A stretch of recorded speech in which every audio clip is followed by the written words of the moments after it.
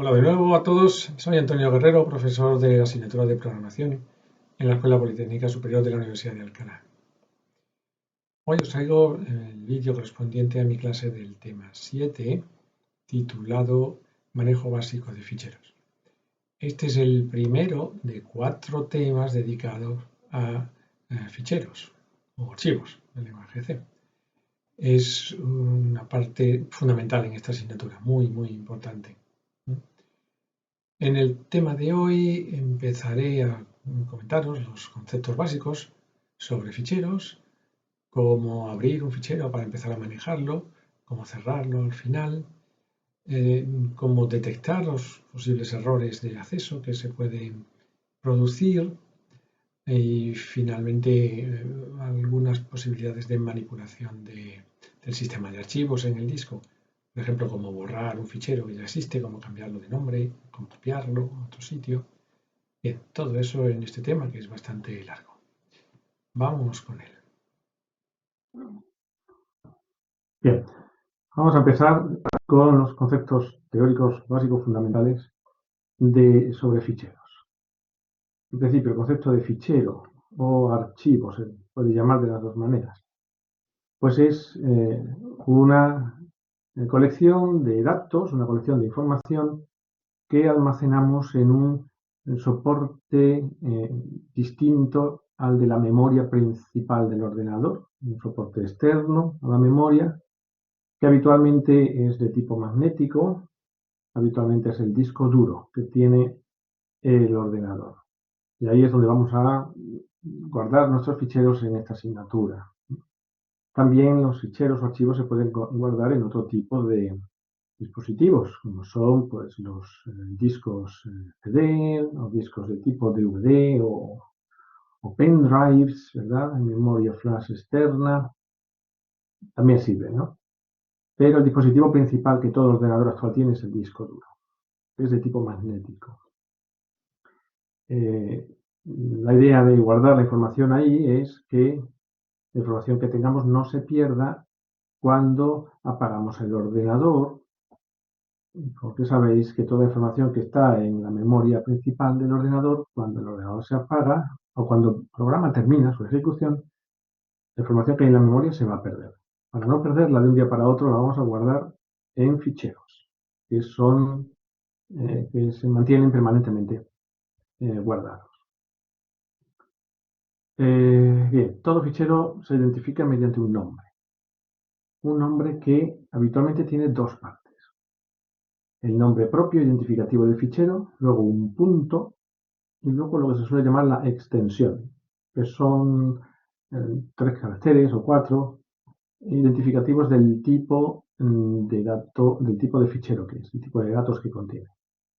Aunque en la actualidad los nombres de ficheros pueden tener más de un punto y más de una extensión, ¿no? Nombre inicial, punto extensión primera, punto extensión segunda. Eso también se consiente.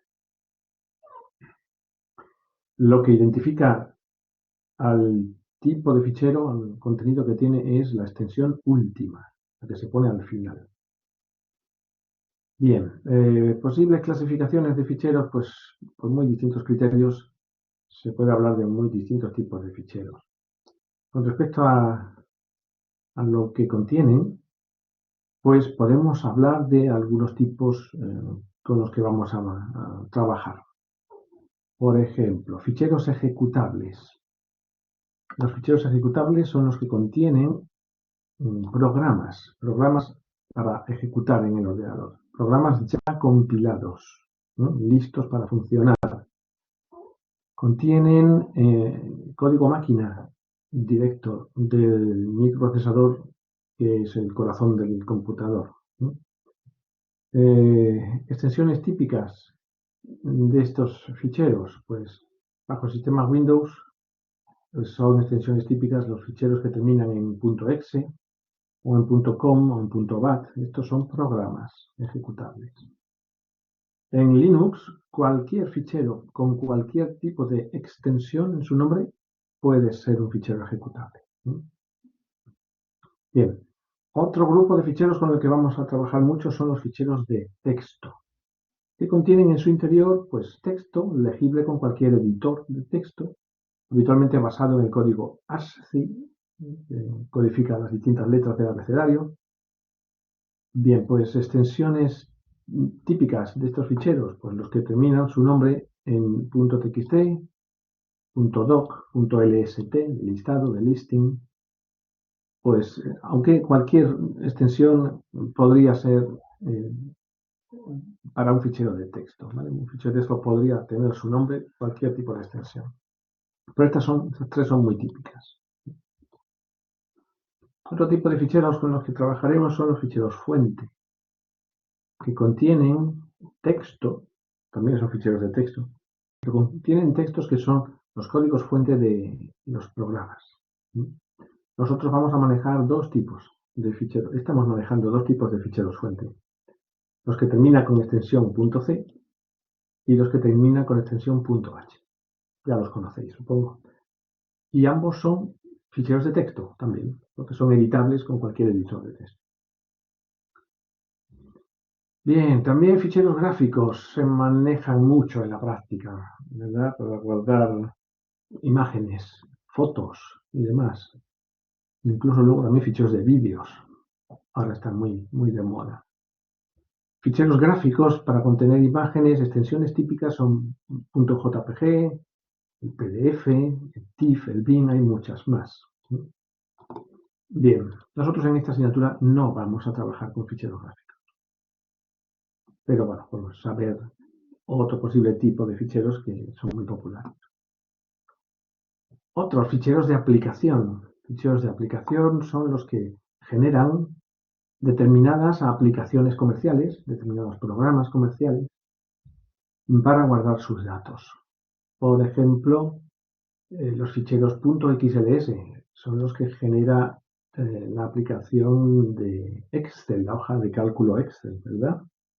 Aunque últimamente son también .xlsx, los más modernos. Los ficheros .ppt son presentaciones, PowerPoint. Los ficheros .doc también suelen ser ficheros generados por la aplicación Microsoft Word, un procesador de textos.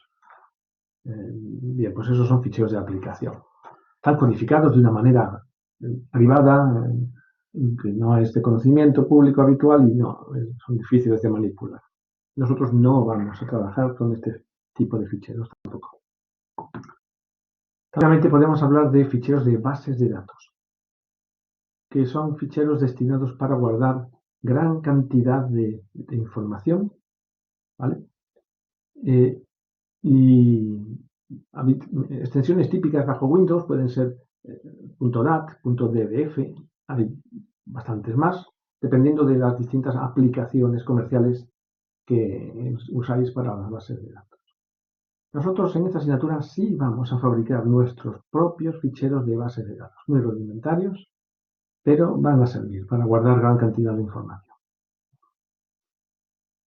Como vamos a trabajar con estos ficheros, son muy importantes en nuestra asignatura, os voy a dar aquí un par de conceptos fundamentales sobre ellos. Los ficheros guardan su información en lo que se llaman sucesivos registros.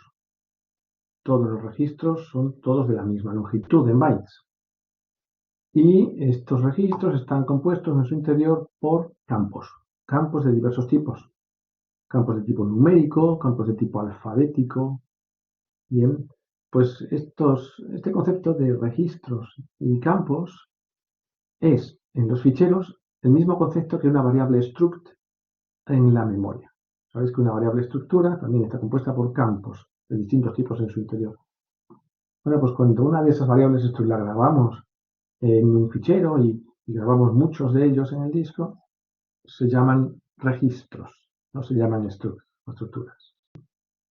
Bien, pues fabricaremos ficheros de este tipo.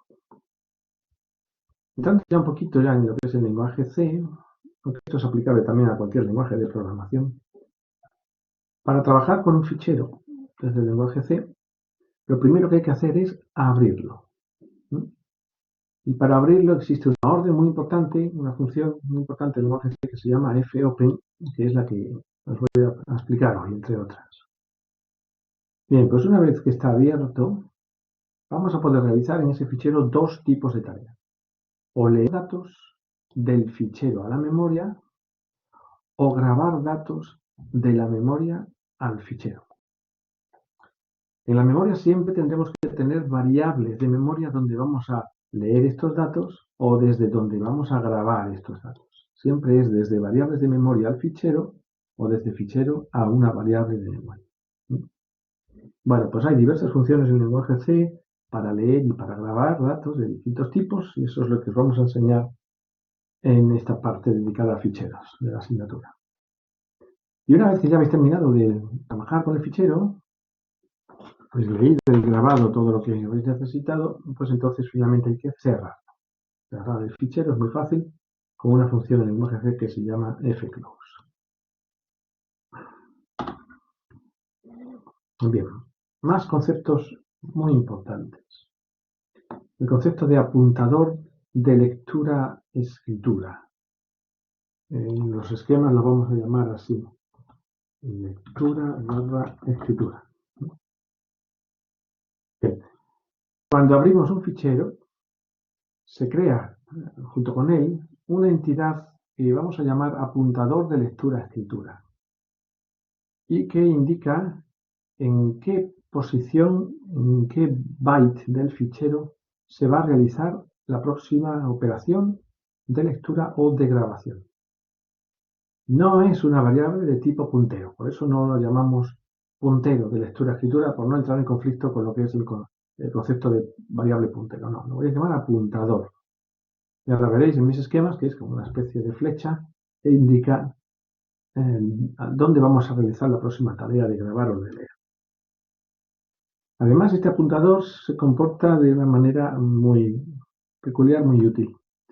Y es que una vez que habéis realizado una lectura o una grabación desde el sitio donde estaba el apuntador de lectura-escritura, ese apuntador se mueve hacia adelante automáticamente, se ve empujado hacia adelante conforme se va leyendo o grabando y se queda finalmente posado o parado en el siguiente byte al último que habéis leído o grabado.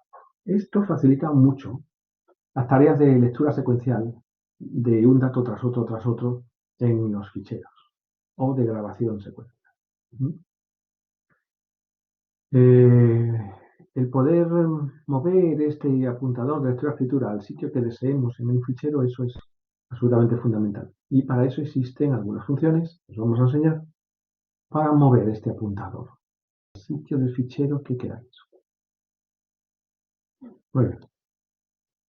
Otro concepto muy importante, la marca de fin de fichero. Igualmente, todo fichero cuando se abre, con él llega una llamada marca de fin de fichero. Que la podemos imaginar como una marca o un último byte después del último byte de contenido del fichero que indica que hasta ahí ha llegado, ahí llega lo que es el contenido del fichero. ¿Vale? La podemos imaginar como un último byte y así lo voy a dibujar en mis dibujos, pero realmente esta marca de fin de fichero no ocupa ningún espacio en el disco duro. No hay en el disco ningún byte de valor específico, algún valor que indique fin de fichero, no lo hay. Esta marca es gestionada y es reconocida automáticamente por el sistema operativo. El sistema operativo sabe en todo momento cuánto ocupa, qué tamaño tiene un fichero, sabe dónde empieza, sabe dónde termina, ¿vale? Así que sabe indicar cuándo hemos llegado al final del fichero, aunque no exista realmente ningún byte que lo determine.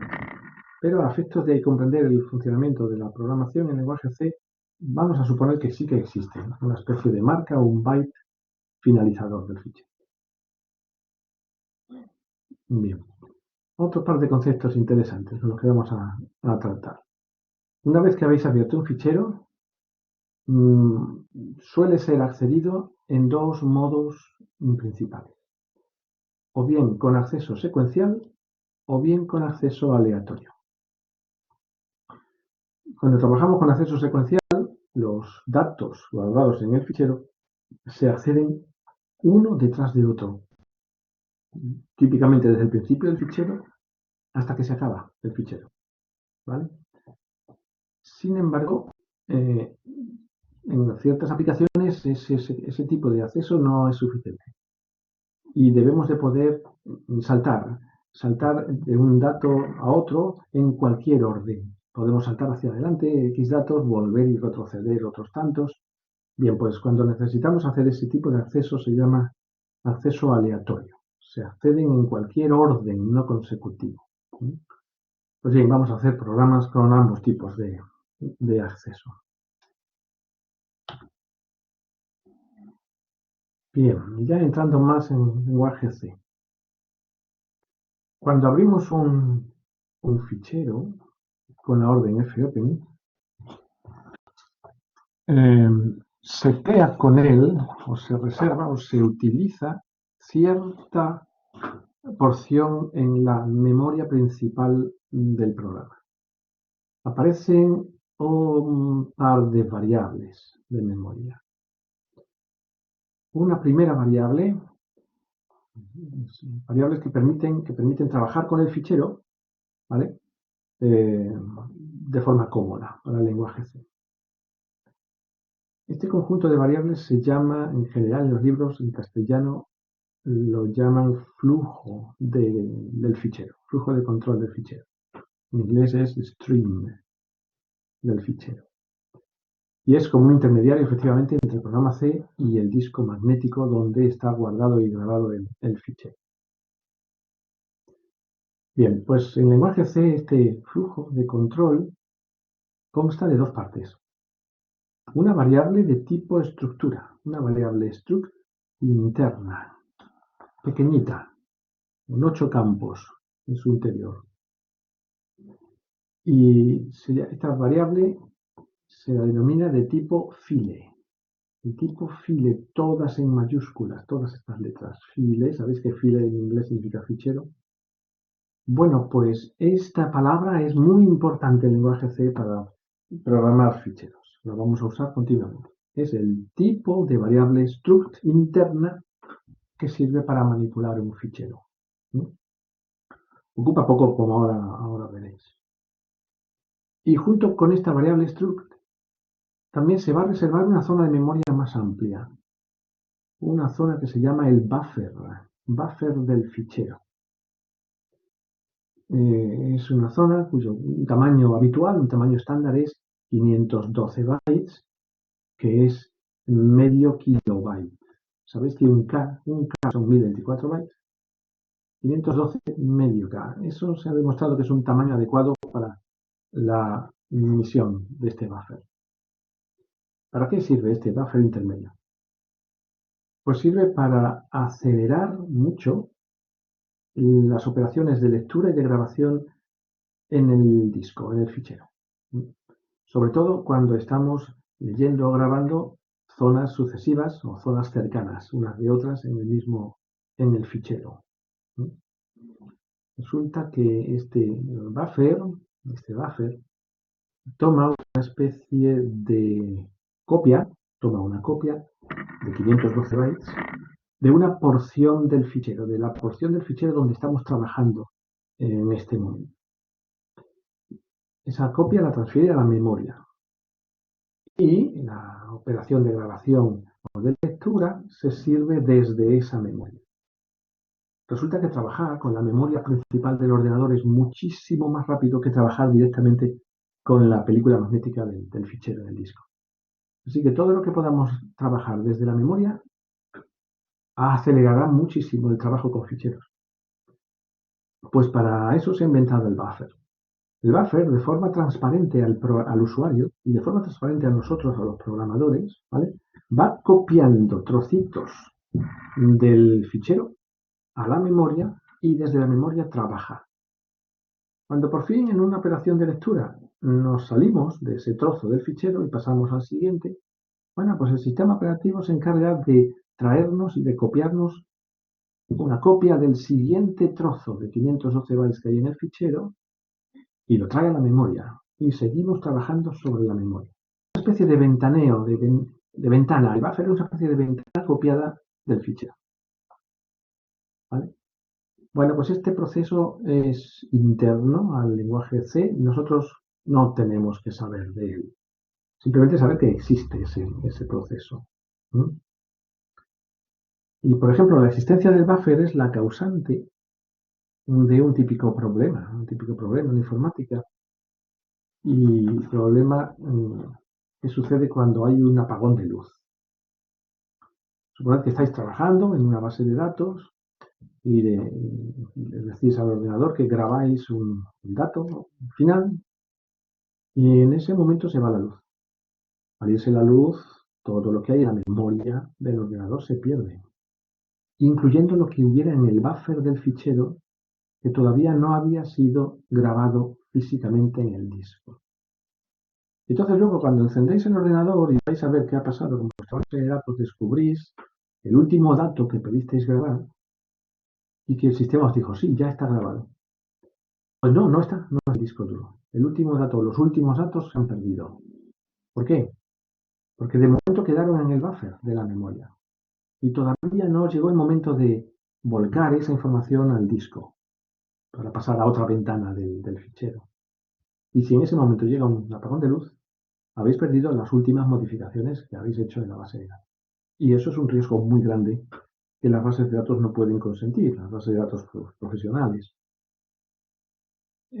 Bueno, pues para evitar este problema es necesario que los grandes ordenadores tengan un sistema de alimentación permanente, un sistema de alimentación ininterrumpida, SAI, S-A-I. ¿Vale? Este sistema, basado en una batería, pues detecta cuando hay un apagón de luz y alimenta durante unos minutos al ordenador para que no pierda los datos de la memoria. Durante esos minutos, pues nos da tiempo al operador a cerrar la base de datos, a grabar todos los datos del buffer sobre el disco magnético y entonces ya sí se puede ir la luz, ¿vale? Si no ha venido todavía.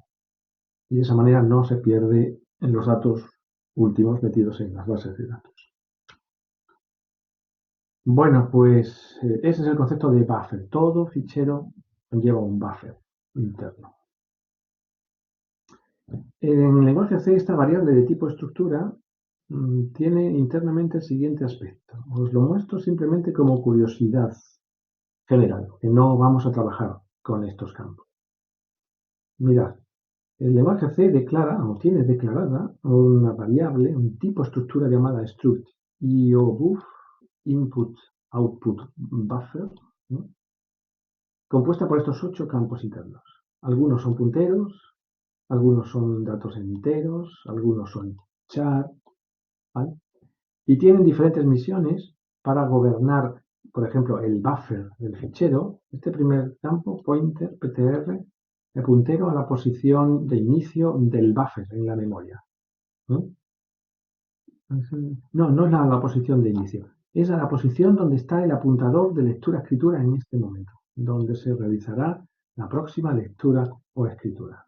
Eso se gobierna mediante este puntero. No necesitáis saber cómo, pero esa es la misión de esta variable interna. CNT, abreviatura de counter, contador de bytes que quedan por leer o por grabar en el buffer. Cuando el buffer esté de 512 bytes terminamos de leerlo, el sistema copia automáticamente el siguiente buffer de la siguiente porción del fichero. ¿Mm? Eso lo hace automáticamente el sistema y nosotros no tenemos que preocupar. El puntero base, esta sí es la dirección de inicio donde está el buffer en la memoria. El flag pues contiene cierta información sobre los errores producidos en el fichero. Aquí está buff size, tamaño del buffer. Esta variable determina cuántos bytes ocupa el buffer. Habitualmente es 512 bytes, pero pueden ser distintos tamaños. Bien, pues este tipo de variables se crea cuando abrimos un fichero. Y por cierto, mediante esta sentencia de declaración de sinónimo TPDF, se declara un sinónimo de struct-IOBUF con nombre file. Esta palabra file es fundamental para nosotros, los programadores en lenguaje C. ¿Vale? Así que ya sabéis lo que significa file.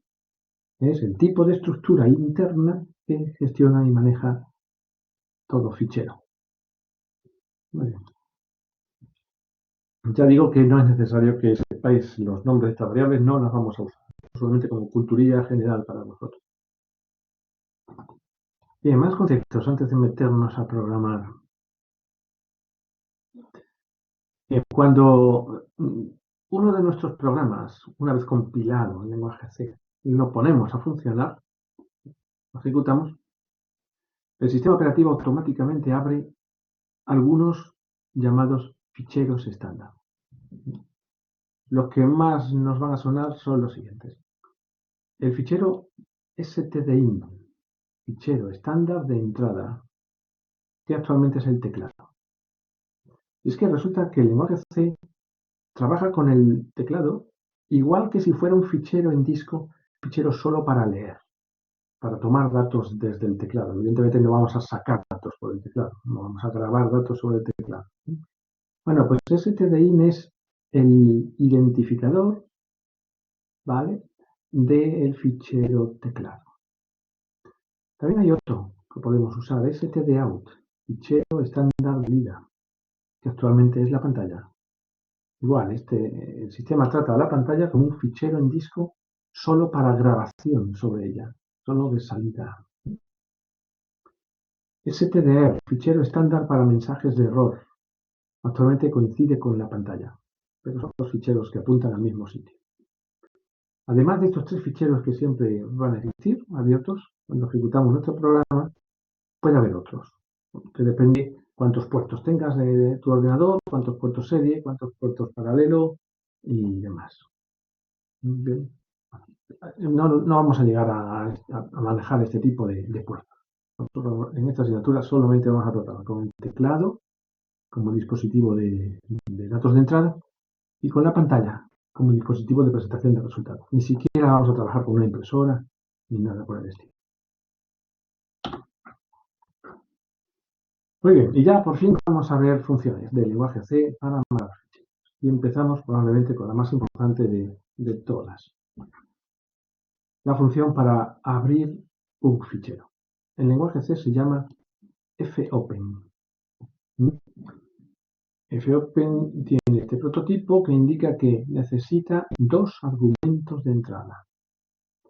Y los dos son punteros a char, o sea que los dos son cadenas de caracteres. Lo veis aquí, ¿vale? Aquí, puntero a char. Bien, pues la primera cadena de caracteres que facilitar a la función fopen es el nombre completo del fichero. Nombre, punto y posible extensión si la tiene. Y también, si queréis, en esa cadena podéis incluirle también el directorio donde se encuentra, la lista de directorios donde reside este fichero, si os hace falta. Bueno, pues ese es el primer argumento, ¿no? Nombre del fichero a abrir, coma. Y luego viene un segundo argumento, que es otra de caracteres que indica el modo de apertura, el modo en que lo vamos a abrir. Aquí tenéis los diversos modos estándar que ahora voy a pasar a comentar. Bueno, pues una vez que la orden fopen consigue abrir este fichero, que le pasáis con este nombre, devuelve una información muy importante. Devuelve un puntero a dato de tipo file. O sea, que devuelve un puntero a la variable esta interna struct que sirve para gobernar al fichero. Bueno, pues esa dirección de memoria es crucial que la guardemos en nuestro programa. Y la tendremos que guardar, claro, en una variable de tipo puntero.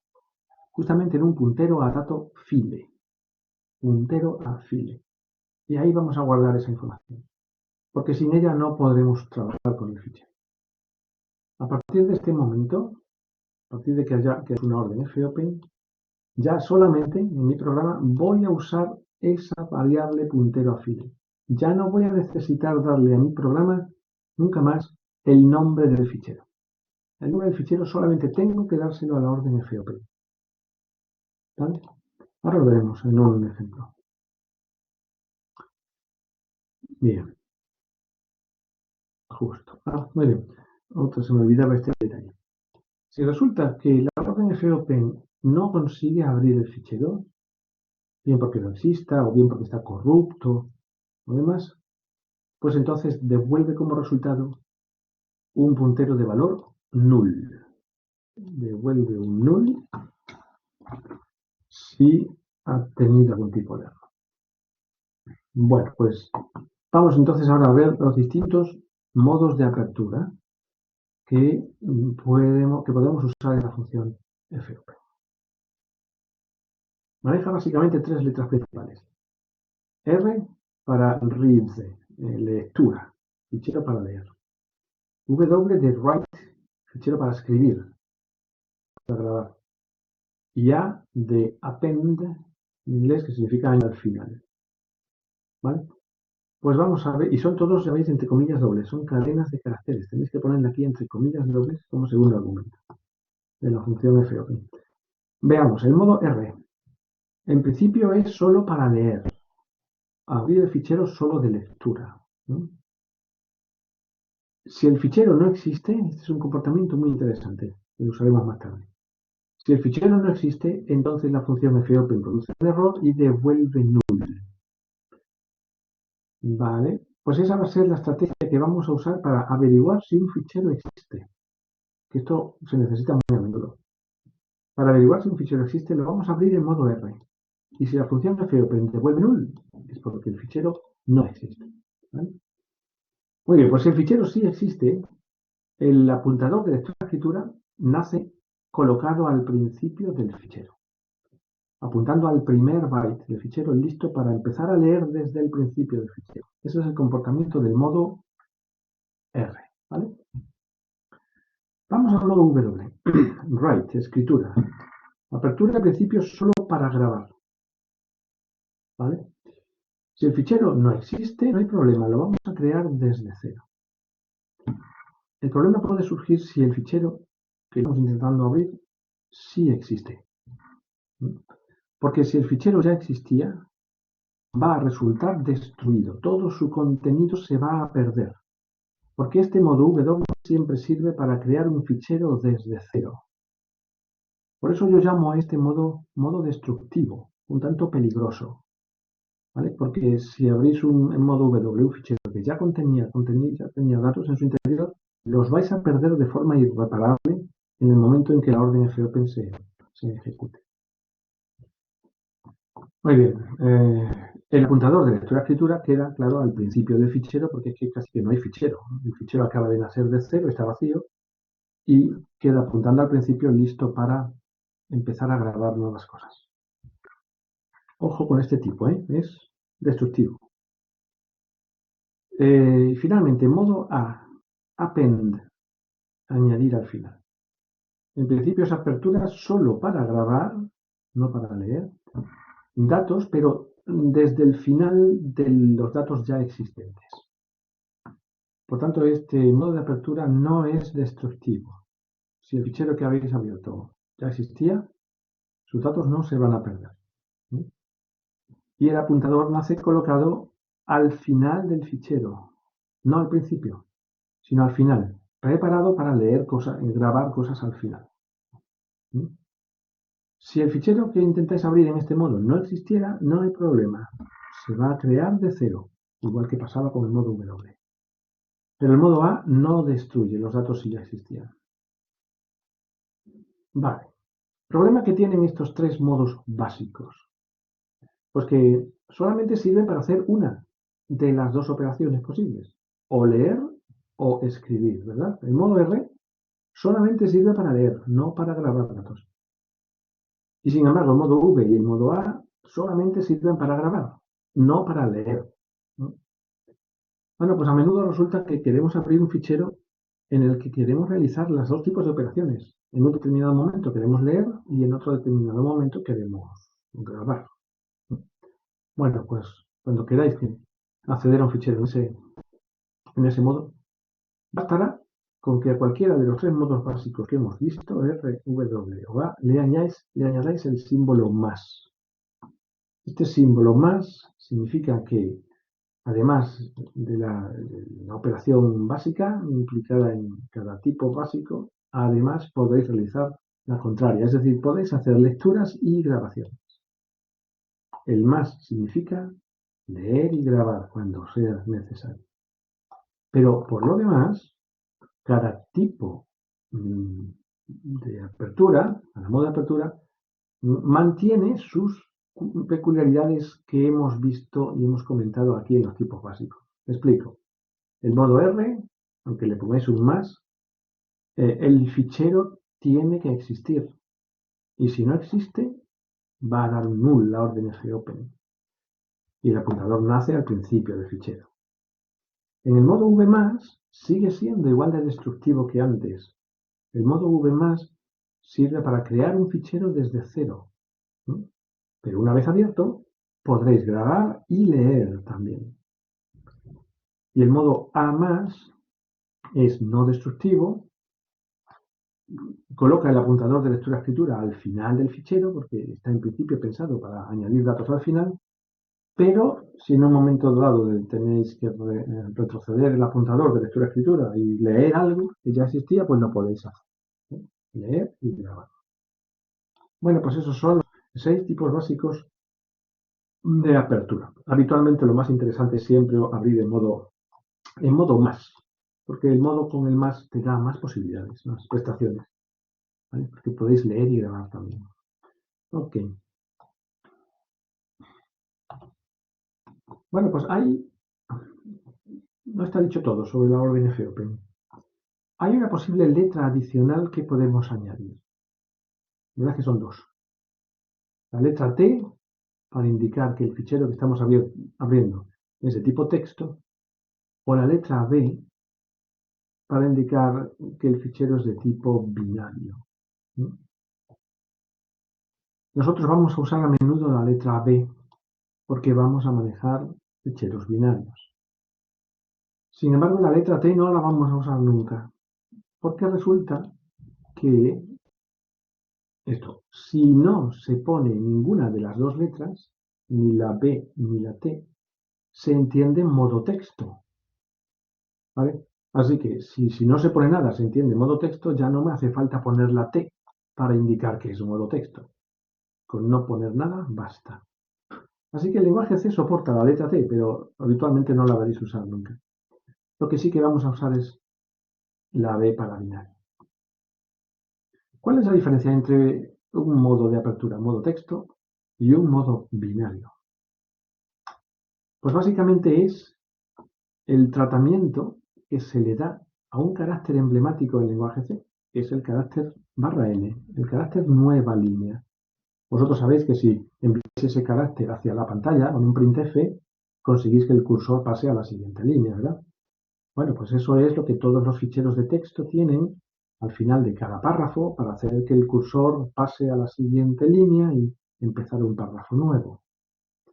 Bien, pues resulta que en Windows, ese carácter ~n se graba en el disco de forma muy particular, de forma un poco extraña, porque se graba mediante 2 bytes sucesivos. No, como diría la lógica, que se guarde solo mediante un byte. Por cierto, de valor 10. No sé si sabéis que el carácter ~n internamente en la memoria es un byte de valor numérico 10. Es el número 10, de base 10. Bueno, pues lo lógico sería que si quiero grabar el ~n en un fichero de texto, se guardará con un byte de valor 10. Bueno, pues Windows, que no es muy lógico muy a menudo, pues graba el carácter ~n mediante una pareja de bytes, el 13 y el 10.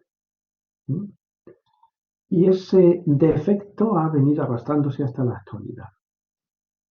Sin embargo, en Linux no. En Linux es más lógico en este sentido. Y en Linux el carácter ~n se graba con un solo byte de valor 10, como debería de ser. Bien, pues resulta que esta conversión que hace Windows automáticamente del carácter ~n a doble byte en el fichero viene muy bien para ficheros de texto, pero viene muy mal para ficheros de no texto, ficheros para gráficos o ficheros de comunicaciones o ficheros que no son textos. En ese tipo de ficheros no debería realizarse esta conversión automática, sería perniciosa, estropearía los ficheros. Bien, pues para desactivar esa conversión del carácter ~n a la pareja de bytes 13 más 10 es cuando usaremos en el modo de apertura la B. Una B al final desactiva esa conversión y hace que el carácter ~n se grabe con un único byte, que es el byte que tiene en la memoria. ¿Correcto? Bueno, pues resulta que esta problemática solamente afecta a Windows. Si vais a hacer que vuestro programa corra bajo Windows. Si vuestro programa corre bajo Linux, este problema no existe. Porque en Linux, tanto para sus ficheros de texto como para sus ficheros binarios, el carácter /n siempre se guarda con un único byte de valor guía. Pero como nosotros en esta asignatura queremos fabricar programas que puedan correr tanto en Windows como en Linux, nosotros os vamos a proponer que siempre que vayáis a abrir un fichero de tipo binario, os acordéis de poner la D en el modo de apertura. Porque si no, pueden haber algunos defectos de grabación o de lectura. ¿Vale? B para ficheros binarios y nada para ficheros de texto. Ok. Bueno, pues con eso ya está explicada toda la función fopen, sus posibilidades. Antes de entrar a ver el funcionamiento del programa, por ejemplo, veamos la función inversa, la que sirve para cerrar un fichero. Se llama fileclose, fclose. Y esta es bien fácil de usar. Simplemente hay que facilitarle como argumento de entrada justamente ese puntero a file que hemos usado para la función fopen. ¿Vale? Con eso va a bastar para cerrar el fichero. No hay que volver a darle el nombre del fichero que queremos cerrar, no. El nombre del fichero solamente se da en la función fopen. ¿Vale? Muy fácil. Dice fclose recibe como argumento el puntero a file del fichero a cerrar, correcto, y devuelve un valor, un número entero que habitualmente se ignora, no sirve de gran cosa. Devuelve el valor entero 0 si se ejecuta correctamente, cosa habitual, o un -1, la constante EOF, si ha habido algún tipo de error, cosa que no debería suceder nunca. ¿Qué hace la función fclose? Bueno, pues termina de grabar físicamente en la película magnética del disco todos los datos que estuvieran pendientes de grabar que estaban en el buffer, que todavía no habían sido grabados en el fichero. Después limpia el buffer, es decir, lo vacía. Y finalmente elimina de la memoria todas las variables, esa variable struct de tipo file desaparece de la memoria y por supuesto el buffer desaparece, con lo cual esos recursos de memoria pueden ser usados para otras variables de nuestro programa o para abrir nuevos ficheros. Todo programa nuestro en lenguaje C que maneje o que haya abierto un fichero debería determinar, antes de concluir el programa, deberíais de acordaros de poner la función fclose. Pero para aquellos olvidadizos que no os acordéis, bueno, pues menos mal, no es demasiado problema el que no os acordéis de hacer la orden fclose porque el lenguaje C cierra automáticamente todos los ficheros que tengáis abiertos al terminar la ejecución de un programa. ¿Vale? Pero eso no os exime de la obligación de poner fclose.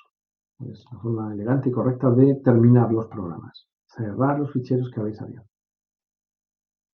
Bueno, pues visto esto, vamos a ver un primer ejemplo de ejercicio para abrir y cerrar ficheros. Vale. Sí, la verdad es que es muy pequeñito. Es un embrión de ejercicio. Bien. Pues para abrir un fichero, lo que tenéis que declarar en la función main es esto. Un puntero a file, esta declaración. ¿Veis? Asterisco, file, asterisco. Puntero a dato de tipo file, a dato de tipo struct interna, esta que hemos comentado. El nombre del fichero puede ser pf o puede ser el que queráis. Yo casi siempre en mis ejercicios uso pf, puntero a file. ¿Vale? Pero podéis usar cualquier nombre. Y a continuación, llamáis a la función fopen y lo que devuelva esa función lo guardáis en este puntero pf. Muy bien, pues a partir de este momento, todas las funciones del lenguaje C, las varias que os vamos a enseñar, que sirven para manipular este fichero, lo van a hacer mediante el puntero pf. Ya no hace falta pasarle el nombre del fichero. Por ejemplo, aquí tenéis fclose. La función para cerrar el fichero simplemente le voy a pasar como argumento el puntero pf. Con eso va a bastar. A ver, ¿y la orden fopen qué aspecto tiene? Pues aquí tenéis un ejemplo. como cadena de caracteres el nombre del fichero a manipular. En este caso, como lo estoy abriendo en modo W, este fichero lo voy a crear de cero.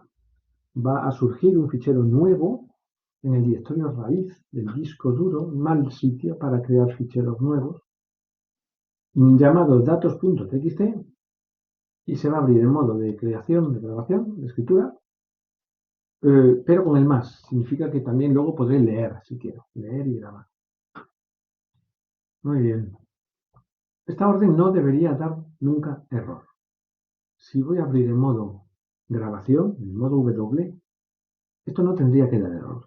Si da error, la orden fopen devuelve un null, pues eso significa que tienes un problema importante de acceso a tu disco duro. ¿Vale? No está disponible o alguna cosa rara le pasa. Pues en tal caso, lo detectáis con este if, si pf es igual que null, más vale sacar un mensaje al usuario de advertencia y abandonar el programa con la sentencia exit, que sirve para terminar la ejecución del programa. Bueno, pues si esta if no es cierta, si pf no es null, es porque la apertura del fichero ha tenido éxito, pues aquí a continuación ejecutaríais las funciones que os voy a enseñar de grabación y de lectura las que necesitáis, ¿vale? Para meter datos en este fichero. Y al final, antes de llegar a la llave de finalización de main, acordaros de cerrar vuestro fichero. File close. ¿Vale? Muy bien.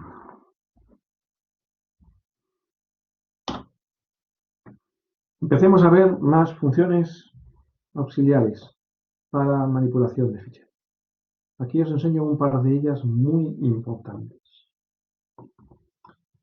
Una de ellas, la función fileError o ferror, lo queréis llamar. Esta sirve para que una vez que el fichero ha sido abierto con éxito, una función fopen, ¿vale? Si en alguna de las futuras operaciones, tanto de lectura como de grabación, sobre ese fichero se produce algún tipo de error de acceso, entonces la función ferror se activa, lo detecta, ¿no? ¿Vale? ¿Y cómo lo detecta? Pues lo detecta devolviendo un número entero que es distinto de cero. Mirad, la función ferror devuelve un número cero si no ha ocurrido ningún error últimamente en la última operación de lectura o de grabación, que es lo habitual, ¿vale? O bien ferror va a devolver un valor distinto de cero, da igual cual sea. No se especifica qué valor, si 1, si -1 o si cualquiera, pero distinto de cero, para indicar que se ha producido un error en la última operación. De manera que, dado este comportamiento, suele usarse esta función como un valor de tipo lógico, de tipo cierto o falso. En sentencias if o en sentencias while, con este aspecto. Si ferror, y ya está, con eso basta. Porque daros cuenta que si ferror devuelve un valor distinto de cero, eso desde el punto de vista lógico es cierto. Y solamente cuando ferror devuelve un cero, eso desde el punto de vista lógico en lenguaje C es falso. Así que basta con poner esto. Aunque si esto no lo entendéis, bastaría también, podéis poner esto. Distinto de cero. Si sois más felices así, pues lo podéis hacer. Si ferror es distinto de cero, es que se ha producido un error. Haréis el printf advirtiéndolo y lo que sea necesario. ¿Ok? Pero esto del distinto lo podéis quitar si queréis. Lo dejo como estaba. Muy bien. Pues ese es el comportamiento de la función ferror, para estar vigilando continuamente si todo va bien en vuestras operaciones de lectura y de grabación. De hecho, la propuesta es que cada vez o inmediatamente después de hacer una operación de lectura o de grabación, exploréis el fichero, la función ferror, para ver si todo ha ido bien. Bueno, esta función también tiene otra peculiaridad muy importante. Y es que una vez que se ha producido ese error, un error, la función ferror se activa, ¿verdad? Devolviendo distinto de cero, y permanece activa indefinidamente. ¿No? indefinidamente hasta que se cierra el fichero con una orden fclose, o hasta que se acaba el programa, o hasta que se ejecuta una instrucción de borrado de este indicador, se llama clearr, o también rewind desactiva esta función de error. Ya las comentaré más adelante. Bueno, pues lo que no está aquí bien claro es decir lo siguiente, que mientras la función ferror esté activada, el fichero pasa a un estado de bloqueo, en el cual no podéis hacer ya más operaciones, ni de grabación, ni de lectura, ni nada de nada. Está bloqueado porque está en situación de error. Y si queréis volver a recuperarlo y volver a trabajar con él, tenéis que desactivar la función ferror. Y para eso está clearr, borrado de errores. Ahora os la presentaré más formalmente. Bueno, pues esa es una de las funciones auxiliares muy importantes de control de errores de ficheros. Y luego está esta otra, fileof, feof. En esta función solamente se utiliza cuando estáis haciendo operaciones de lectura, ya no de grabación, ¿vale? Y sirve para detectar cuándo habéis llegado a leer la marca de fin de fichero, esa famosa que tiene al final del fichero, existe al final del fichero, ¿vale? Cuando se lee la marca de fin de fichero, la función feof se activa. Y se activa igual que hacía la función ferror. La función feof devuelve 0 si no se ha leído todavía la marca de fin de fichero, y devuelve un valor distinto de 0 si se acaba de leer la marca de fin de fichero. ¿Vale? Debido a este comportamiento también se utiliza de forma lógica como un valor lógico de tipo cierto o falso en sentencias if o while como esta. If ferror, con eso bastaría para determinar si se ha producido, si se ha llegado al final del fichero. De nuevo, si no os gusta eso, también podéis poner feof distinto de 0. ¿Vale? Bueno, pues esta función es muy importante, me sirve para detectar cuándo he llegado a mi final, al final del fichero, cuando ya no tengo que seguir leyendo más. Y le pasa lo mismo que a la función ferror. Una vez que se activa esta marca del fin de fichero, permanece activa a valor cierto indefinidamente, hasta que se cierra el fichero o hasta que se ejecuta la función clearr. Y además, el fichero se bloquea, permanece bloqueado y ya no podéis seguir operando con él. Lo mismo que la función ferror. Vale, pues estas son dos herramientas muy útiles que vamos a manejar muy a menudo. Ya las conocéis. Aquí está la función clearr que os comentaba. Esta función sirve para desactivar los dos indicadores de error que tiene el fichero, la función ferror y la función feof. Los desactiva, los vuelve a 0, con lo cual el fichero se desbloquea y podéis seguir trabajando con él. Así, aquí está el comentario que yo echaba de menos. Mientras esté activo alguno de los indicadores, ferror o feof, el fichero queda en situación de bloqueo y cualquier intento de operación de lectura de grabación va a dar error. Muy bien. Bueno, pues vamos a ver un primer ejemplo, otro ejemplo en el que vamos a practicar con estas dos funciones.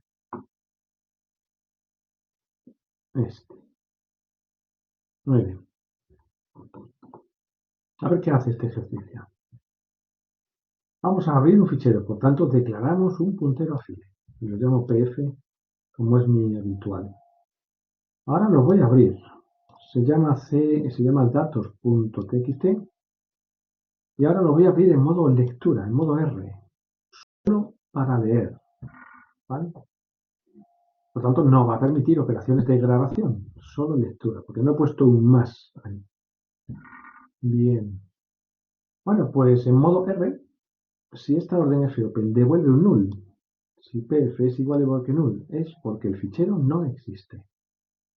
Y este programa lo comunica con este printf y termina la ejecución del programa. Bueno, supongamos que el fichero sí existe y queda abierto en modo lectura. Por cierto, el apuntador de lectura-escritura queda apuntando al principio del fichero. Y ahora se nos ocurre hacer esta instrucción, que todavía no os la he presentado oficialmente, ya lo haré más adelante, Pero de momento creeros que sirve para grabar.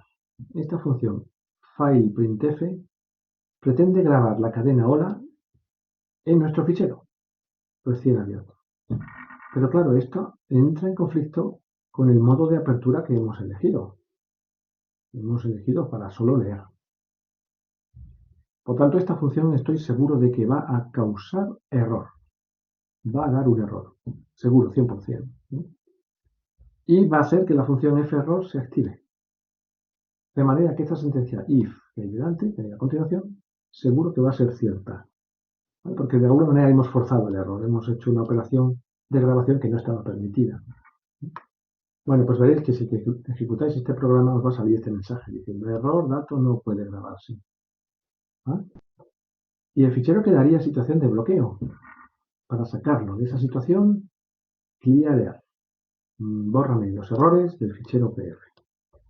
Correcto. Entonces vuelve a estar operativo este fichero. Bien, y ahora os presento aquí el típico bucle while que sirve para realizar una lectura secuencial del fichero desde el principio hasta que llegue al final del fichero. Un dato tras otro tras otro. Es un bucle while en el que se vigilan ambos indicadores de error, el foff y el ferror. Yo lo leo así, mirad. Mientras no, ¿veis esa admiración que hay ahí? Ese es el operador not en lenguaje C. Ese operador lo que hace es, mira el valor lógico, cierto o falso, que le llega por la derecha y devuelve el valor lógico contrario. ¿Vale? Así que si foff está desactivado, vale 0, es falso, not foff es cierto, ¿verdad? Y este es un AND. Y aquí tengo otro NOT. Bueno, pues, de igual manera, si ferror está desactivado, es falso, not ferror da cierto. Entonces, este AND completo solamente es cierto cuando los dos indicadores están desactivados.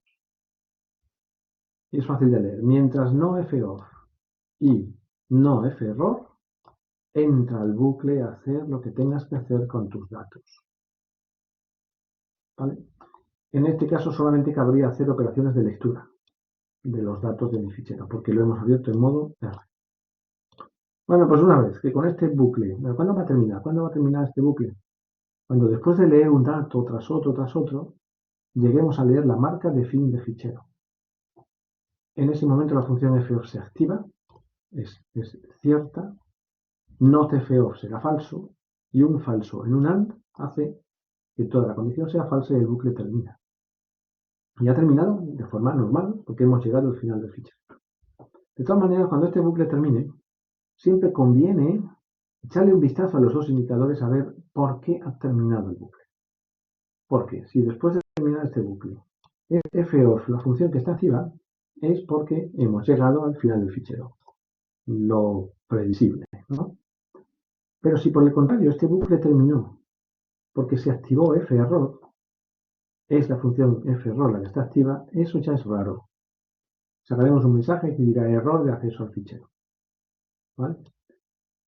Muy bien, pues ya está, con eso finalmente cerramos nuestro fichero y concluimos el programa.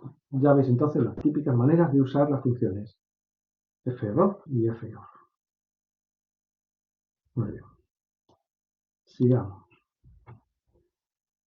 Un apartado aquí de control del buffer del fichero. Esto es simplemente para, ya que hemos hablado del buffer, comentaros la existencia de una función que se llama fflush, fileflush, que sirve para vaciar el buffer asociado al fichero. Si en ese buffer existían datos para grabar en el disco, pues el sistema, el lenguaje C, realiza la grabación de los datos del buffer, grabación física sobre la película magnética del fichero. Los datos no se pierden, los datos últimos grabados sobre el buffer van finalmente a parar al disco. Y después el buffer se vacía, listo para seguir siendo usado por el fichero. Muy bien, vosotros probablemente ya habéis manejado esta función si habéis compilado en compiladores en Windows, probablemente para borrar el buffer del teclado. Esta función es conocida porque se usa mucho de esta manera, fflux stdin. Y ya sabéis que el stdin es el fichero estándar del teclado. Bueno, pues esto borra el buffer del teclado y nos libra de posible basura molesta que pueda haber en el buffer. ¿Okay? Pero se puede aplicar a cualquier otro fichero para borrar, vaciar su buffer si así lo estimamos necesario. No suele ser necesario. Solo con el fichero suele ser necesario, con el teclado quiero decir. Suele ser necesario. La función fflux devuelve un número que normalmente no usamos. No tiene utilidad. Devuelve 0 si se ejecutó correctamente, que es habitual, o un eof menos 1 si causó algún tipo de error. Muy bien, pues esa es la función fflux. Y ahora vamos finalmente a ver algunas funciones generales en el lenguaje C que sirven para tareas de mantenimiento habitual de los ficheros en el disco. Por ejemplo, la función que sirve para eliminar un fichero en el disco. Eso lo estáis haciendo muy frecuentemente, ¿verdad? Habitualmente lo hacéis pues desde la ventana de explorador de archivos, seleccionáis a un archivo con el ratón y le dais a la tecla suprimir y el fichero se elimina del disco. Bueno, pues esa misma tarea la podéis hacer desde dentro de vuestro programa de lenguaje C, con una función que se llama remove, remover, eliminar en inglés. Función remove. El único argumento que necesita es una cadena de caracteres con el nombre completo del fichero que queréis eliminar del disco. Y puede incluir también la cadena inicial de directorios, subdirectorios donde esté ese fichero. ¿Okay? Devuelve una información que es interesante contemplar, es valiosa. Devuelve un número 0 si la operación ha tenido éxito, si el fichero ha resultado eliminado. O bien devuelve distinto de 0, da igual qué valor, pero va a ser distinto de 0, si el fichero no ha podido ser eliminado. Quizá porque el fichero que le dices no existía en el disco duro, o quizá porque ese fichero estaba abierto por otra aplicación, otro programa que esté corriendo en tu ordenador. Un fichero que esté abierto por una aplicación no se puede eliminar hasta que no esté cerrado. Por tanto, esta información puede ser valiosa para saber si nuestra instrucción remove ha tenido éxito o no. Por cierto, que para que tenga éxito, el fichero no puede estar abierto. No tenéis que abrirlo con fopen, tiene que estar cerrado. Entonces podréis eliminar. Problema que tiene esta función remove, pues que solamente permite borrar un único fichero. Solamente consiente el nombre de un fichero. No consiente tareas habituales en los sistemas operativos actuales, como la de borrado en bloque de un grupo de ficheros, borrarlos a la vez. Eso es fácil de hacer en los sistemas Windows o Linux, usando una cosa que se llama caracteres comodín. Caracteres comodín en los comandos, en las órdenes del sistema operativo. Los caracteres comodín en Windows y en Linux suelen ser dos: el asterisco y el interrogante. Y mirad cómo trabaja. Por ejemplo, esta orden del sistema operativo en Windows, la orden delete. Le estoy pidiendo que borre todos los nombres de fichero que se llamen asterisco. Bueno, pues este asterisco es un carácter comodín del sistema Windows. Y significa que aquí le vale cualquier nombre de fichero con cualquier cantidad de caracteres. Cualquier nombre siempre que tenga extensión .exe lo va a eliminar con esta orden delete. Por cierto, esta orden es sumamente peligrosa. No es nada bueno pretender borrar todos los ficheros ejecutables .exe que residen en el directorio raíz del disco duro C. No es nada saludable que hagáis esto, ¿vale? Bueno, pues asterisco es un carácter comodín que sustituye a cualquier cantidad de letras identificativas de un nombre de fichero. ¿Mm? Sin embargo, existe otro carácter comodín. En lugar del asterisco, una interrogación. Este otro, ¿vale? Bueno, pues interrogación es un sustituto de una sola letra cualquiera. Así que esta orden de lete que pone aquí, pues borraría pues ficheros que se llamen, por ejemplo, a.exe o b.exe o c.exe o cualquier cosa de una sola letra. En cuanto el nombre del fichero tenga más de una letra, esto ya no sirve. Ya no engancha ese fichero y no lo elimina. ¿Vale? Así que el carácter comodín llamado interrogación sustituye a nombres de fichero de una sola letra. Y asterisco significa nombres de fichero de cualquier cantidad de letras. ¿Ok? Pues esos comodines existen tanto en Windows como en Linux. Y esta posibilidad os permite borrar en bloque todo un conjunto de ficheros que contengan en su nombre cierta parte común. Por ejemplo, aquí estoy borrando todos los ficheros, se llamen como se llamen, que tengan extensión .exe. Bueno, pues, ¿cómo le envío al sistema operativo el comando delete, borrado de un fichero o de varios ficheros? Pues a través de la función system, que esta creo que sí que la conocéis. La función system envía al sistema operativo que está corriendo debajo de vuestro programa el comando que sea, metiendo como cadena de caracteres. Bueno, pues con este procedimiento podréis, desde dentro de vuestro programa, con una función system, eliminar varios ficheros a la vez, si tienen algo en común en su nombre. ¿Vale? Bueno, pues el comando delete es el que sirve para Windows. Para Linux, el comando para eliminar ficheros se llama rm. Remove, es abreviatura de remove, rm. Y fijaros, con este comando remove que tenemos aquí, le estoy diciendo que borre todos los ficheros de extensión .c que se encuentren en vuestra carpeta de trabajo actual, ***c. Tampoco es nada saludable que ejecutéis esto en vuestro programa, porque os estaréis cargando todos los ficheros fuente.c que tengáis en vuestra carpeta de trabajo actual. ¿Vale? Muy bien. Pues estas son las opciones que tenéis para borrar ficheros desde dentro de vuestros programas.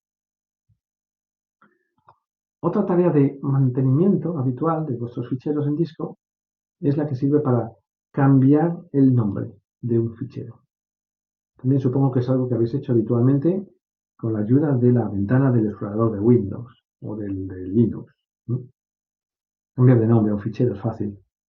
Bien, pues también se puede hacer desde dentro de vuestro programa de lenguaje C, haciendo uso de la función rename, renombrar. Esta función rename necesita ahora dos argumentos de entrada, dos cadenas de caracteres. Primero, el nombre completo del fichero que quieres renombrar, coma, y luego el nuevo nombre que quieres darle a ese fichero. Esta función devuelve también una información valiosa, un número. Devuelve 0 si la operación tuvo éxito, si el cambio de nombre ha tenido lugar. O devuelve distinto de 0 si no ha tenido éxito. Pues bien, porque el fichero estuviera abierto por otra aplicación o porque el fichero no existe, igual que aquí arriba en remove. Y de igual manera, el fichero a renombrar no tiene que estar abierto. Ni por tu propio programa con una orden fopen, ni por ningún otro programa que esté corriendo en paralelo en tu ordenador. No tiene que estar abierto. Si está abierto no se puede ni renombrar ni eliminar un fichero. El problema que tiene esta función rename, pues que igual que antes solamente sirve para renombrar un único fichero. ¿Qué pasa si quieres renombrar varios en bloque? Cosa que los sistemas operativos consienten. Pues con la misma jugada que antes podéis usar los caracteres comodín, asterisco e interrogante, ¿vale? Enviando al sistema operativo, si es Windows, el comando rename, y si es Linux, le enviaréis el comando mv para cambiar de nombre. Ambos comandos necesitan, igual que la función rename, dos argumentos. Primero, el nombre del fichero de origen y luego qué nuevo nombre queréis darle. Por ejemplo, este comando en Windows te va a cambiar de una tacada todos los ficheros que tengan extensión .txt, veis el asterisco, todos los ficheros, y les va a cambiar de extensión. Les va a poner extensión .dat a todos los que haya. Y algo parecido hace esta orden mv en Linux. Te cambia de nombre todos los ficheros que sean de extensión .c y los va a cambiar a extensión .h. ¿Vale? Tampoco es muy recomendable que hagáis eso. Ok. Bueno, pues ya sabéis cómo cambiar de nombre vuestros ficheros desde dentro de vuestro programa. Y claro, está luego la tercera típica tarea de mantenimiento de ficheros, que es copiar un fichero que ya existe, copiarlo en otro sitio, en otra carpeta, o bien copiarlo en la misma carpeta pero con distinto nombre. Copiar un fichero en otro sitio. Bueno, pues en este caso no existe una función estándar de C para hacer esta copia. ¿Vale? Lo que sí que existe es la posibilidad, igual que antes, de usar la función system para llamar al comando de copia de ficheros que el sistema operativo tenga debajo. Os puedo decir que en Windows el comando para copiar un fichero es el comando copy y en Linux es cp. Así que haciendo uso de la función system podéis copiar un fichero de un sitio a otro. Por ejemplo, este comando que hay aquí para Windows dice: cópiame el fichero que se llama fetch.txt, que reside en el directorio de raíz, cópiamelo con nombre fetch2.txt. ¿Vale? Pues al hacer este comando surge el fichero fetch2.txt, que es copia del primero. Y algo parecido hace este comando cp en Linux. Copia el fichero proc1.c que tenéis en vuestra carpeta de trabajo actual y lo copia con nombre proc2.c. Así que ahora tendréis en vuestra carpeta dos ficheros. Uno que se llama proc1 y otro que se llama proc2. Ambos con el mismo idéntico contenido, con copia. Muy bien. Bueno, pues para terminar vamos a ver un último ejercicio para jugar un poco con esas tres tareas que hemos visto aquí de manipulación y mantenimiento de ficheros. Este ejercicio voy a explicaroslo con detalle para que lo comprendáis bien. Empieza la función main declarando una variable, una cadena de caracteres de ayuda, se llama num, de 40 caracteres. Vamos a ver para qué se usa. Sí, se usa para pedir el nombre del fichero que queremos procesar. Porque vamos a jugar con ese fichero. Vamos a cambiarle de nombre, vamos a copiarlo, vamos a eliminarlo. Bien, pues lo primero que pide este programa es: dame el nombre del fichero que tenemos que procesar. ¿Vale? Pues con este printf lo pedimos por pantalla. Con este getS lo tomamos desde el teclado. Recordáis la función getString, getS, que sirve para que el programa se pare y me pida por teclado un nombre terminado con enter. ¿Vale? Bueno, pues suponed que yo tecleo en la variable num el nombre fetch1.txt, porque tengo en mi disco un fichero que se llama así. Imaginad que en mi disco, en alguna de estas pistas circulares que tiene el disco en su interior, pues está grabado un ficherito que ocupa este pequeño espacio y que se llama fetch1.txt. Esto que pinto aquí es la marca de fin de fichero. Así es como voy a dibujar más o menos mis ficheros de ahora en adelante, en estos temas. Este fichero existe. Bueno, pues cuando este programa que estamos viendo me pide el nombre del fichero que quiero procesar, pues yo tecleo fetch1.txt. Le doy a Enter, con lo cual se incluye aquí el /0 automático dentro de esta cadena. Vuelvo al programa. Bien, pues ahora algunos controles sobre este nombre que he introducido. Primero, ¿cómo averiguar si el usuario no ha hecho caso y le ha dado a Enter sin más, sin introducir ningún nombre de fichero? Pues cuando sucede eso, cuando dejo la cadena en blanco, va a pasar lo siguiente, que este carácter /0 finalizador se encuentra aquí al principio del fichero. Una cadena como esta,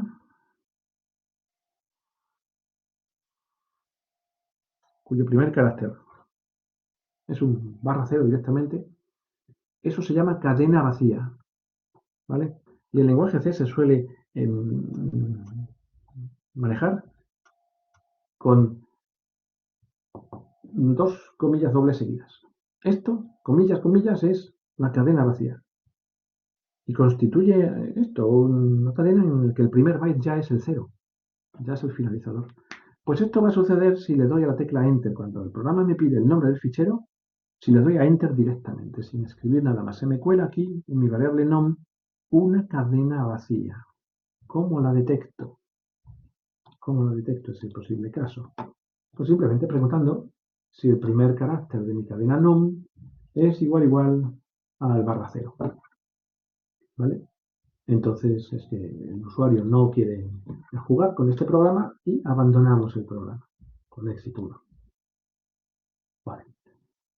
Bueno, pues este if no es cierto, es que el usuario ha tecleado algo. Bien, pues lo siguiente que vamos a hacer en este ejercicio es averiguar si existe ese fichero con el nombre nom que le acabamos de teclear.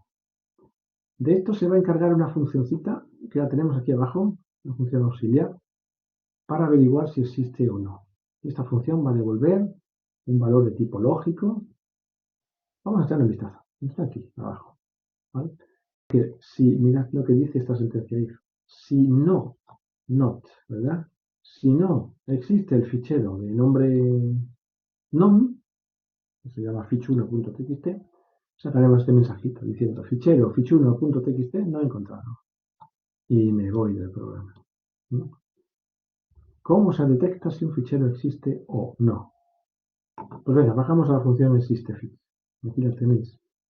Esta no es una función estándar, es un invento de este ejercicio, pero podéis tomarla como modelo para futuros usos.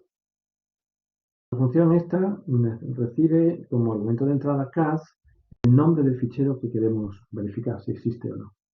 Bueno, pues la forma de verificarlo es la siguiente.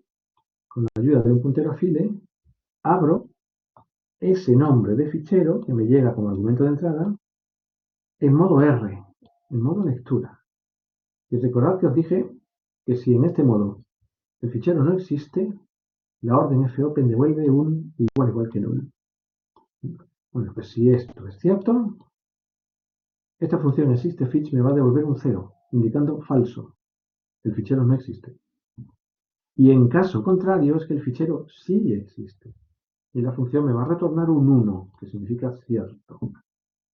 Claro está, previamente cerramos el fichero para que no se quede abierto, porque lo hemos abierto de forma provisional simplemente para saber si existía. ¿Vale? Así que ya veis que esta función devuelve un valor que yo llamo de tipo lógico, de tipo booleano en los libros. 0 falso, 1 cierto.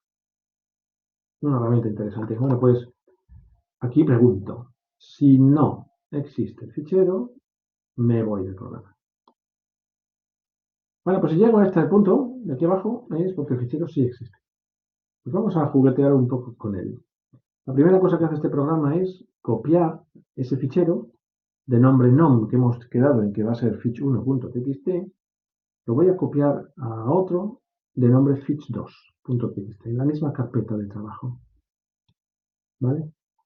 Bueno, pues esa tarea no tiene una función estándar en lenguaje C.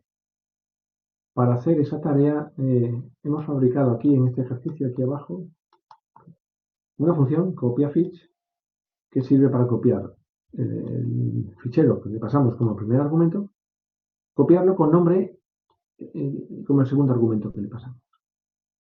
Y este tercer argumento va a indicar si estamos trabajando bajo Windows o bajo Linux, porque dependiendo de que sea uno u otro, hay que usar el comando copy o el comando cp, como hemos visto hace un momento. Bueno, esta función es la más complicadita de este ejercicio, la voy a dejar para el final, para explicarla.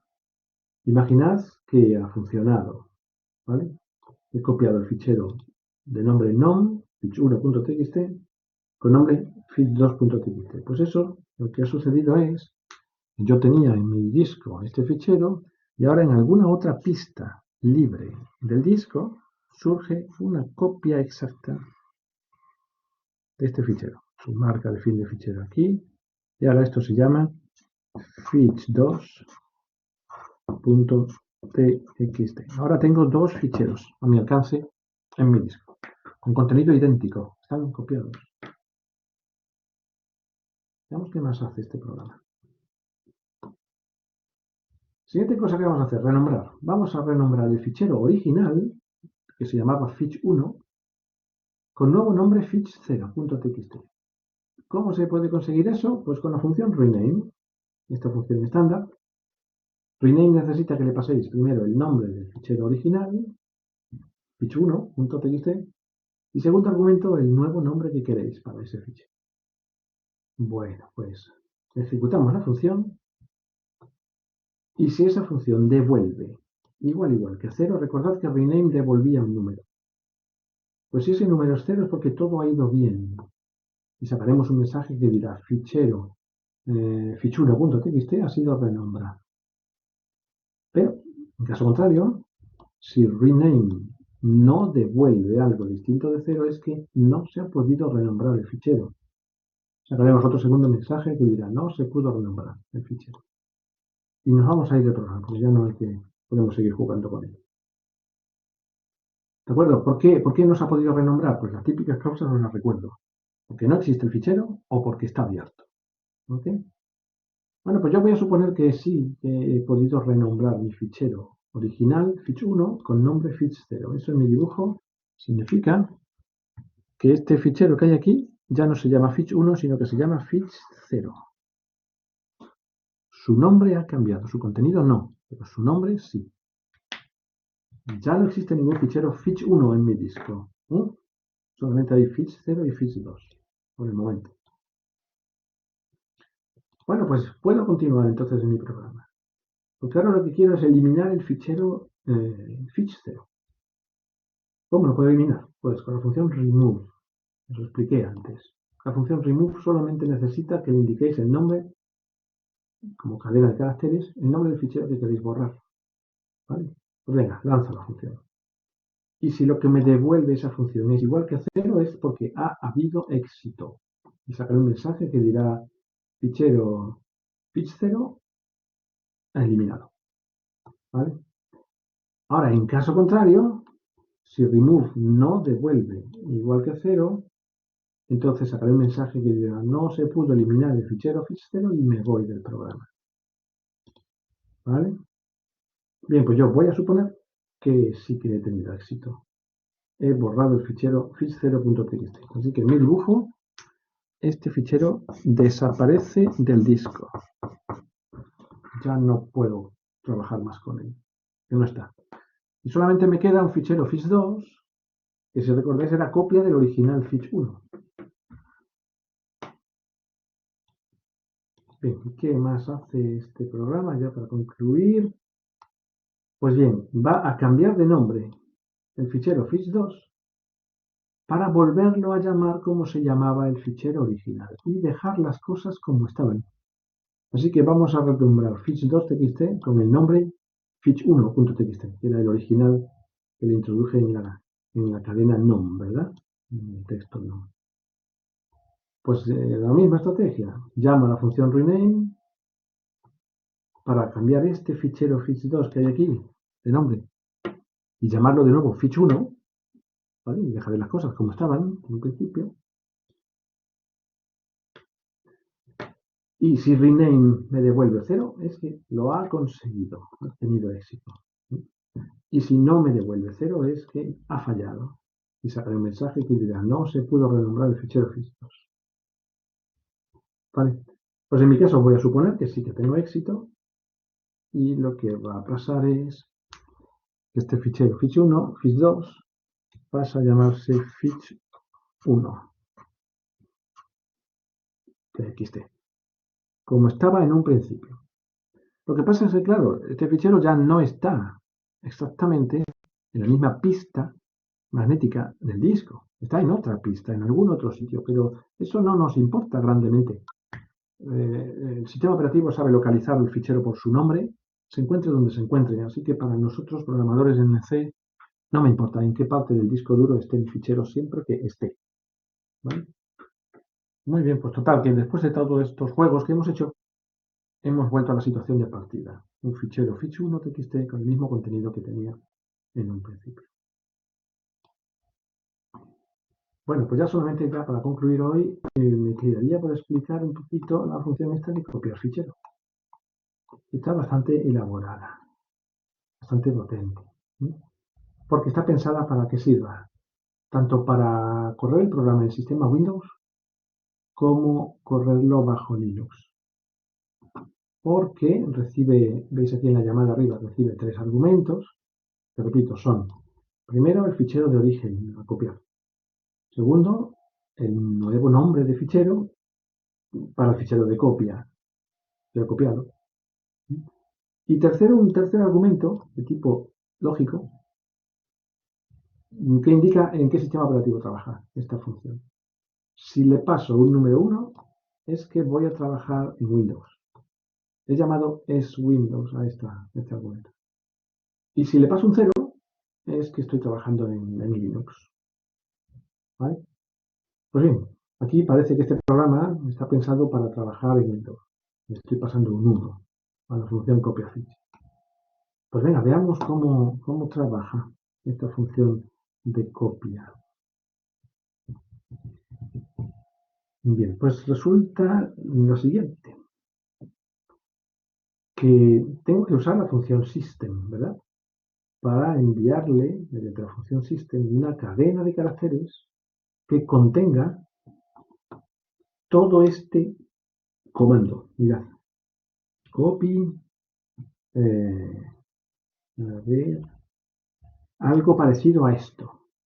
Un comando copy, después un espacio en blanco, después el nombre del fichero de origen, pero mirad que este nombre del fichero de origen viene desde el primer argumento pasado aquí, con este puntero orig.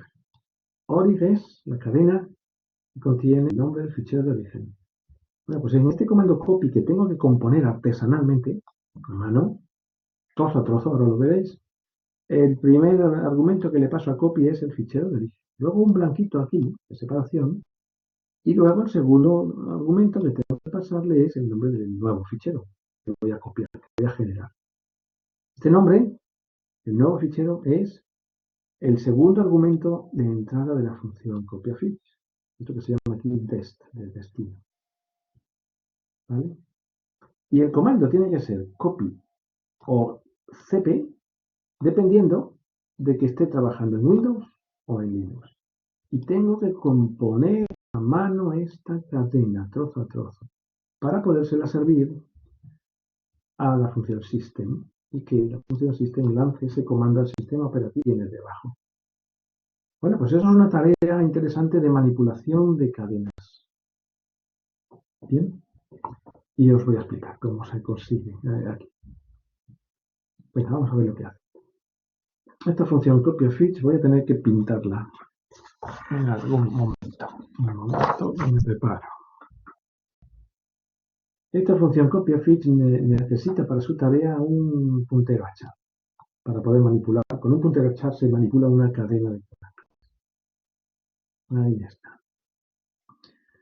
Veo que lo primero que hace la función copiaFich es averiguar si no existe el fichero de origen. Recordad la función existeFich, que ya os lo he explicado antes, que es esta misma que hemos usado. Bueno, pues es lógico. Primero, mirad, si no existe el fichero de origen, ya no tengo nada que hacer, porque no puedo copiar nada. ¿Vale? En tal caso, la función copiaFich termina retornando un 0.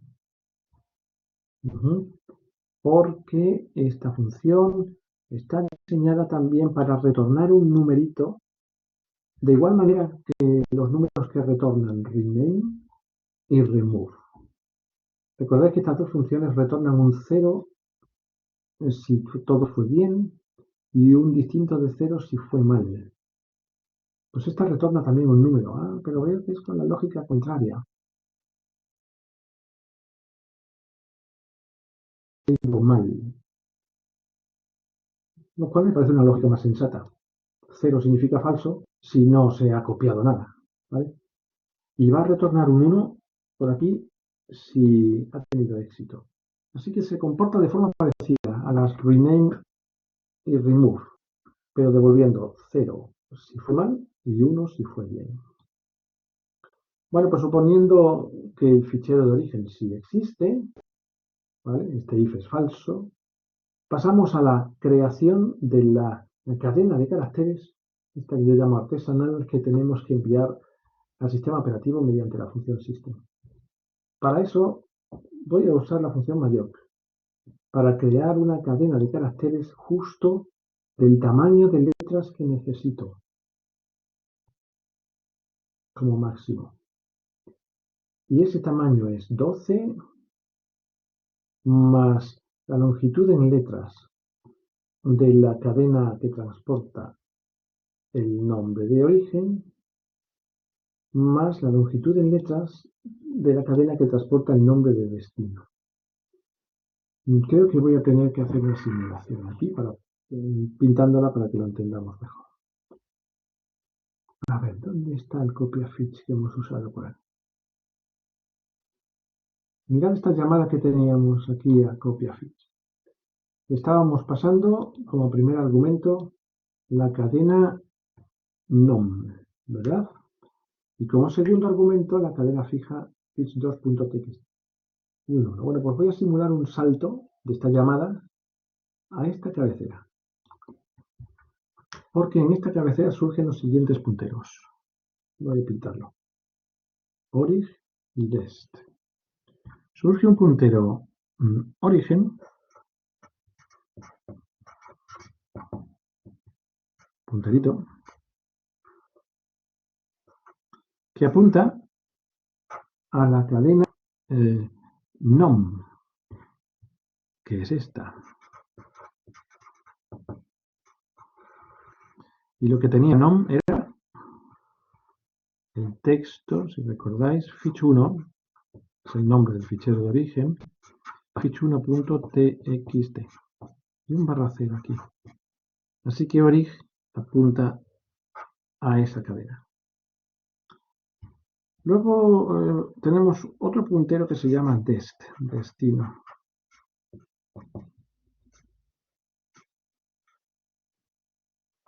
Este puntero apunta a la constante de cadena de caracteres que se llama fitch2, la constante fitch2.txt. A ver, revisémoslo. Veis que a la función CopiaFitch le paso como primer argumento la cadena nom y como segundo argumento la cadena constante fitch2.txt. Y se reciben esas dos informaciones en estos dos punteros, orig y dest. ¿Vale? Pues eso dibujado es esto que tenéis aquí. El puntero orig apunta a la cadena nom, contiene fitch1.txt y dest de destino apunta a la cadena fitch2.txt. ¿Vale? Y ahora fijaros, con esas dos cadenas tengo que componer este comando que tenéis aquí, fitch1.txt. Esto es lo que tengo que componer. ¿Vale?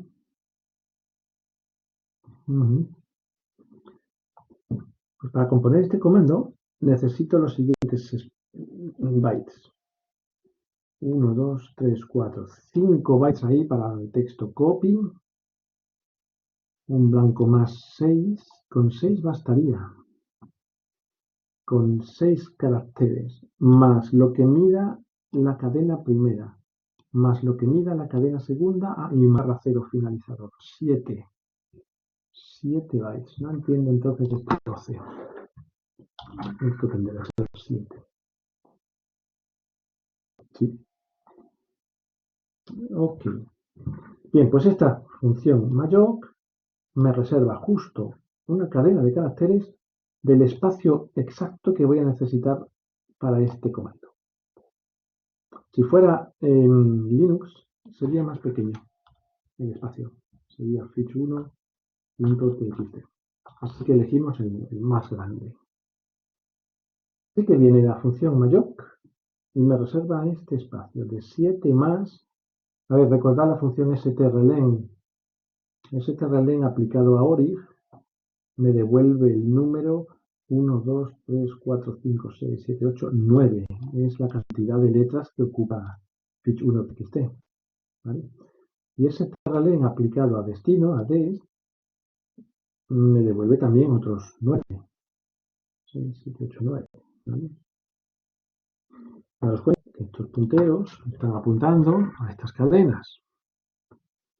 ¿De acuerdo? Y ese strlen me devuelve la cantidad de letras que tiene la cadena. 9 aquí y 9 allá.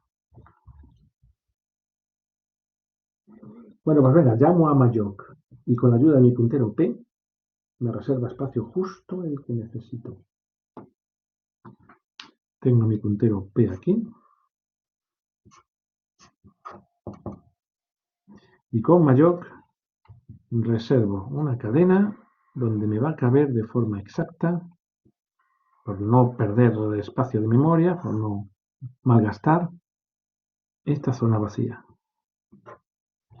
¿Vale? ¿Y qué tengo que meter aquí? Pues tengo que componer mi comando copy fich1, fich2 por trozos. ¿No? Y fijaros cómo se hace. Primero tengo que meter en mi zona esta de memoria recién creada con malloc, tengo que meter el texto copy o cp, ¿verdad? Dependiendo de si estoy en Windows o no. Eso se consigue con la instrucción string copy. Recordad que string copy es la función que sirve una cadena sobre otra. La primera es la de destino y la segunda es la de origen, de esta copia. Y fijaros aquí el uso que se hace de un operador bastante desconocido en lenguaje C, pero muy potente. A mí me resulta muy simpático. El operador este de el signo de interrogante y los dos puntos. Es el único operador ternario en lenguaje C. Ternario significa que necesita 3 argumentos. ¿Vale? Llamamos en los libros operador condicional, creo. Pues para los que no conozcáis este operador, atención, es muy útil. Este operador necesita primero una expresión que es como la condición a evaluar. La expresión que va a ser cierta o falsa. Aquí en este caso, la condición que se evalúa es directamente la variable es Windows. A ver si es cierta o si es falsa. ¿Vale? Bien, pues si esta primera expresión es cierta, lo que todo este operador devuelve como resultado, hacia string copy, es lo que haya después del interrogante. Va a devolver como resultado la cadena copy. Aquí. Y si esta primera condición es falsa, este operador devuelve lo que haya después de los dos puntos. Así que, después del interrogante es lo que se devuelve si esto es cierto, si la primera condición es cierta. Y después de los dos puntos hay que poner lo que se devuelve si la primera condición es falsa. Así que de esta manera resuelvo el copiar en mi zona de memoria apuntada por P, o bien el comando copy, o bien el comando cp, con un blanquito después, ¿lo veis?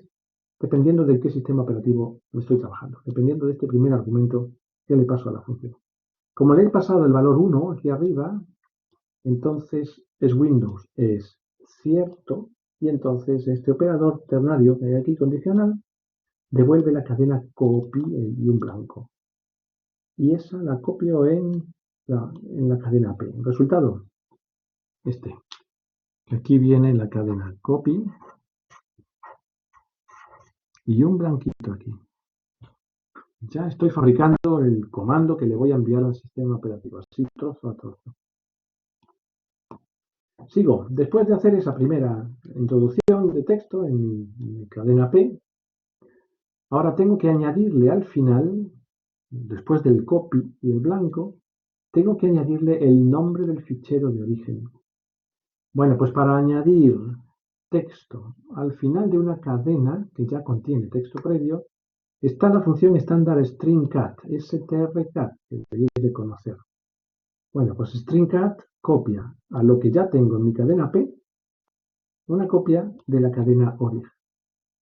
El resultado, como orig está apuntando a esta cadena, lo que consigo es añadirle al final de copy el texto fetch1.txt. Ya voy avanzando en la creación de mi comando, ¿vale?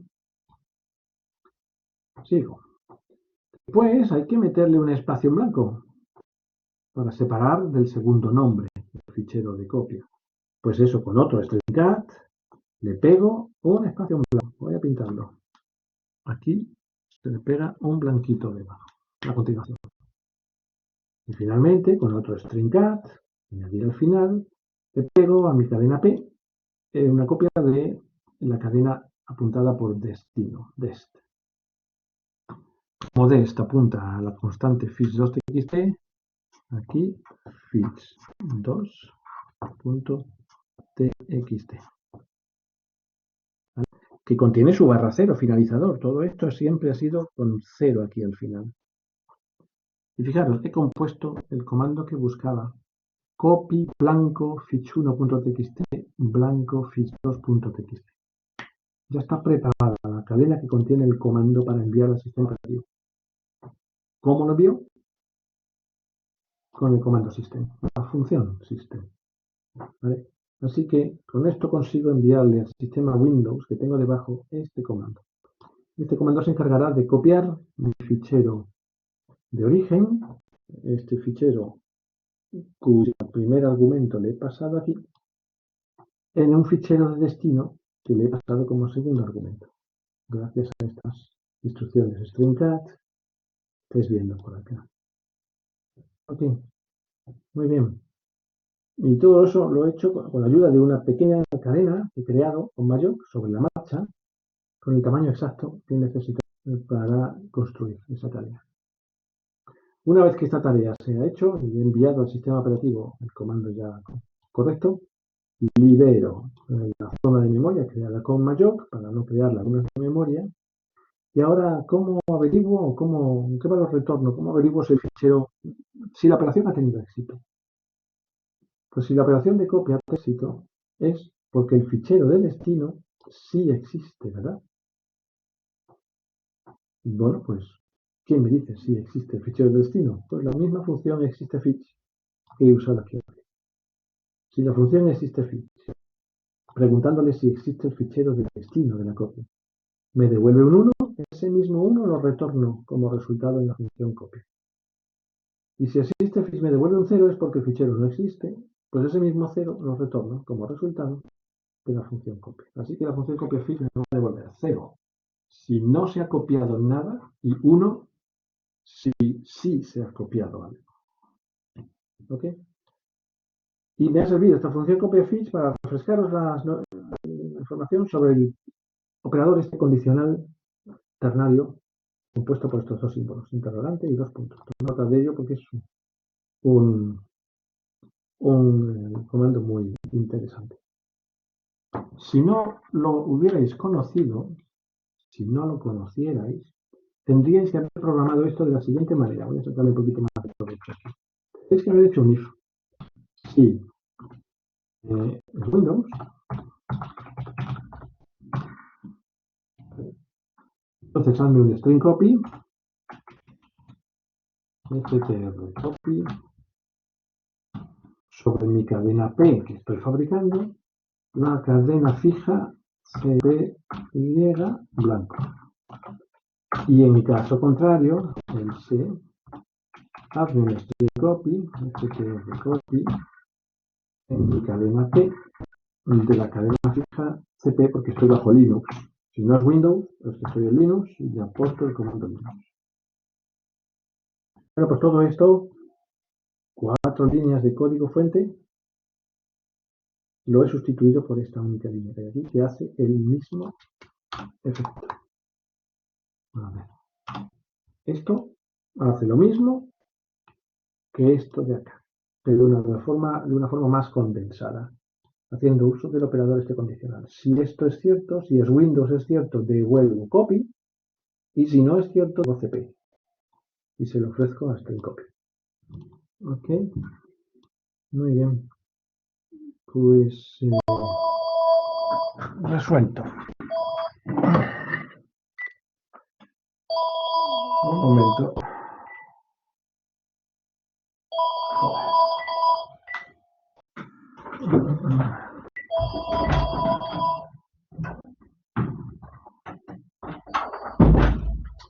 Una llamada inoportuna.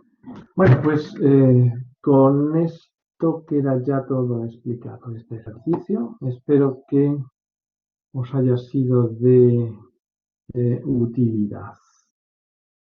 Bueno, pues aquí se acabó el tema de hoy. Espero que lo hayáis entendido bien y que os sea de utilidad. Nos vemos en el siguiente vídeo. Un saludo a todos.